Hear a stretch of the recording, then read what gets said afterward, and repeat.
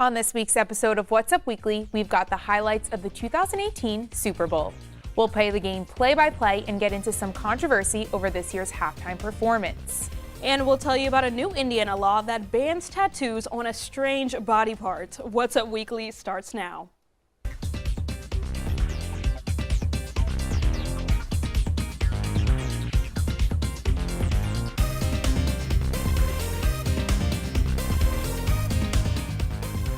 Hello and welcome to this week's episode of What's Up Weekly. I'm Laura Puglisi. And I'm Alex Edie. Valentine's Day is quickly approaching, and everyone knows what that means: chocolate. A Million Miles gives us a closer look into the week of chocolate. Have you ever played bingo for money? 15. What about chocolate? 32. For over 20 years, Bloomington has been celebrating the Week of Chocolate. Life Designs brings local businesses, vendors, and Indiana University to help take part in it.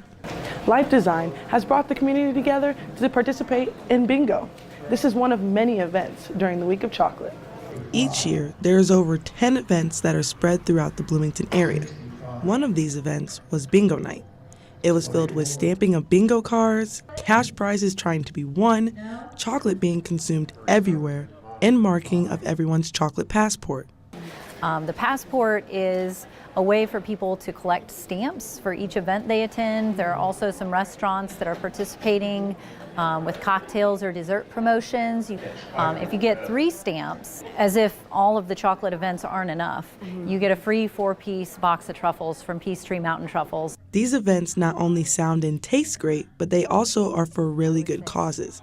A portion of the proceeds from each event go to different charities alike. The first year that I was working on this festival, I said, before you know it, we're going to be the month of chocolate. We're going to take over the whole February month. So maybe not next year, but, soon. For What's Up Weekly, I'm Amelia Miles. For more on this year's Week of Chocolate and how you can get involved for next year's events, visit lifedesignsinc.com. Wednesday, the Senate passed a bill to ban eye tattooing in Indiana.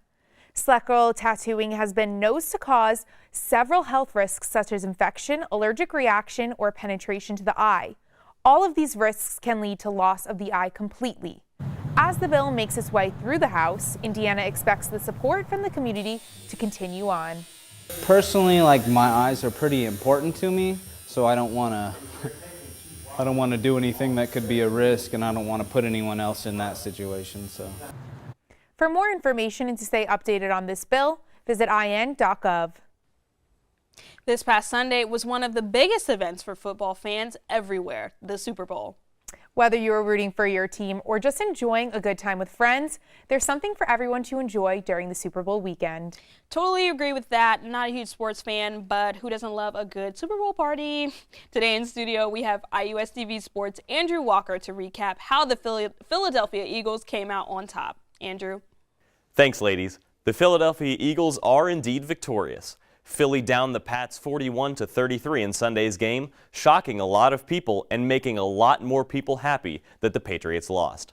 After starting quarterback Carson Wentz went down with an injury in Week 14, backup quarterback Nick Foles did an outstanding job for the Eagles, slinging the football all night long for 373 yards and 3 touchdowns. Patriots quarterback Tom Brady had a record-setting night, tossing for 505 yards and 3 touchdowns. This is Philadelphia's first Super Bowl and the first Philly sports team championship since 2008. Back to you, Alex and Laura. Thanks, Andrew. So who are you rooting for, Alex? Yeah, so I really was there just for a good time at the Super Bowl party that I was at, so didn't really have a preference. It was great to see the Eagles win. They definitely, put in a good fight, but just kind of there for the wings. Yeah. Oh, I 100% feel that. I was definitely rooting for the Eagles. I have some family, in Pennsylvania, and they're the underdogs, so you got to root for the underdogs. Yeah, so for sure. It was cool to see them win, for sure. Yeah. Coming up after the break, we'll talk more about Justin Timberlake's big halftime performance. That and more trending topics. Stay with us.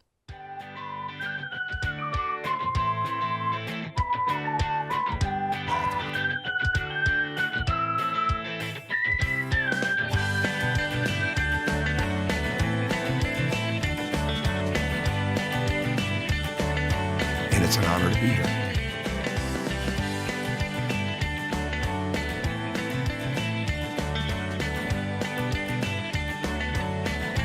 after suffering a season-ending injury in late March.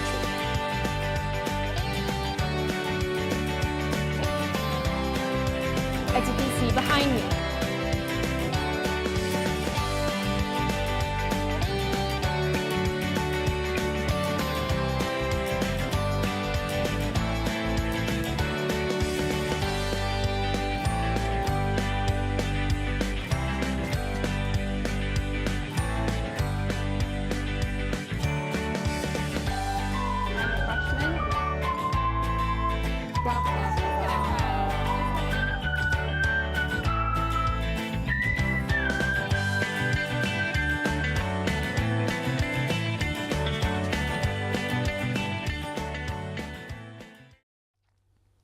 Let's kick off this week's trending topics. So obviously we have to start off with the Super Bowl, but not football, the halftime performance. Why obviously? 2 words, Justin Timberlake. I can't argue with that. First of all, I have to vent for a second because why was there not an NSYNC reunion, okay? If there was ever a time to do it, I guess the time would have been then, but we'll just give up on it and, you know, say goodbye. I'm right there with you. I'm heartbroken. I know. I was waiting for that NSYNC reunion the whole time. It's okay. Anyways, Justin's performance was, I have to say in my opinion, pretty unreal, except for 2 things that has fans complaining. The first thing was his audio. Do you agree, Alex? I mean, I thought for a while there, I was having like a hard time hearing. I wasn't sure what was going on. Yeah, I completely agree. I was thinking the same thing really throughout the whole time. And so were a lot of other people. At Coach Tiny Green said, "What did the audio guy do? Go to sleep? I can't listen to this. How do you mess up Justin Timberlake, dude?" At JTrain56 said, "Is the sound working or am I just officially too old for music?" Wow. To which a Twitter user replied saying, "My wife fell asleep and the halftime show didn't even wake her up. Musically, that's not a good sign." Oh my, Twitter complaints honestly crack me up. Yeah. Lately, they've been on point. Me too. Along with the bad audio, there was actually some major backlash for Justin's Prince tribute. Justin projected a video of Prince during his performance of Prince's hit song, "I Would Die For You," in honor of the singer who was a native of Minneapolis. But let's just say, fans were not happy. Why? There's a few reasons. One reason is that Prince was apparently very against holograms, and although this wasn't exactly a hologram, Prince fans say it looked very similar. Yeah, that's right. According to TMZ, in a 1998 interview, Prince was asked if he would ever consider creating a situation with digital editing where he could jam with any artist from the past. And Prince replied, "Certainly not," and said that he, quote, "the whole virtual reality thing really is demonic." Wow. Yeah. And finally, the second complaint was it was actually about a rocky relationship between the 2 musicians in a feud that happened about 11 years ago. So, however, Justin actually cleared the air on The Tonight Show, stating, "I just felt like it was something I wanted to do for the city and something for him that would just be the ultimate homage to what I consider the GOAT of musicians." Yeah, Laura, I can't think of what took over the internet more this past weekend, Justin Timberlake in the Super Bowl or Kylie Jenner secretly having her baby. Like, Either one. I can't decide. It's neck and neck. But if you guys have any thoughts on JT's halftime performance, tweet them at us at IUSTV. Now, in other news, Doritos is also the subject of some controversy over a new pitch for a new type of chip. Yes, the internet is clapping back over a new female-friendly snack that some are calling Lady Doritos. Now, people are asking, what's the difference? Well, PepsiCo CEO Indra Nooyi says the idea behind this snack is to give ladies a low crunch but full taste profile. Nooyi gave all details of what Doritos has planned during a podcast interview. And what really got the internet going was the fact that the chips will be a new, less messy option for women who don't want to crunch too loudly or lick their fingers in public. What about guys? Yeah, the CEO insisted the snack geared towards women will be more about the design and the packaging rather than gender. But Twitter thought otherwise. At Lily Capewell on Twitter said, "Thank God Doritos is making a female-friendly crisp. Not a day goes by when I don't feel crippling anxiety about crunching crisp in public and perfectly sized to fit my handbag. I can now get back to worrying about the housework." Wow, Lily held nothing back on that one. We will definitely see what will come out of this for Doritos. And in the meantime, let us know what you all think about the Lady Doritos and tweet us that at IUSTV. Yep, that's what's up this week, guys. Make sure you tune in next time for all your local and entertainment news.